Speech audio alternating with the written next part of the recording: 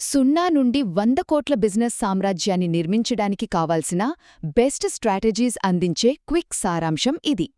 ఎలాంటి బ్యాక్గ్రౌండ్ లేదా పెద్ద పెట్టుబడి లేకపోయినా సరే, ఒక చిన్న ఐడియాని భారీ బిజినెస్గా మార్చడానికి కావాల్సిన కరెక్ట్ మైండ్ సెట్, పక్కా వ్యూహాలను ఇది మనకు చాలా సింపుల్గా వివరిస్తుంది.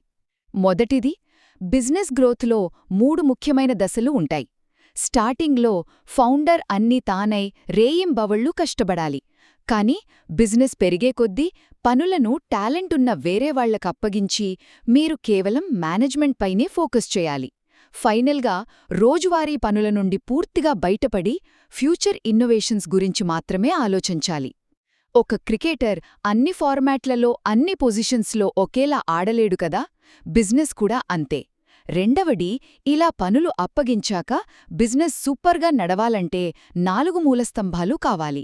అవేంటంటే పనిలో స్కిల్, దానిపై ప్యాషన్, మార్కెట్ ప్రాబ్లం సాల్వ్ చేయడం, అలాగే కస్టమర్స్ నమ్మకం గెలుచుకోవడం. ఆలోచించండి, స్కిల్ లేకుండా ప్యాషన్ ఉంటే త్వరగా అలసిపోతారు. కస్టమర్ ప్రాబ్లం సాల్వ్ చేయకపోతే డబ్బులు రావు కదా.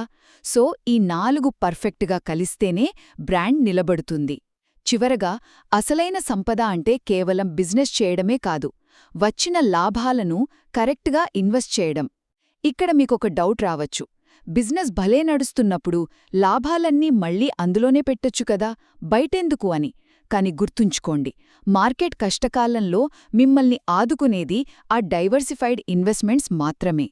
ఎమర్జెన్సీ కోసం ఎప్పుడూ కొంత క్యాష్ రెడీగా ఉంచుకుని మిగిలిన డబ్బుని స్టాక్స్, గోల్డ్ లేదా రియల్ ఎస్టేట్లో సిప్స్ పద్ధతిలో క్రమం తప్పకుండా ఇన్వెస్ట్ చేయాలి.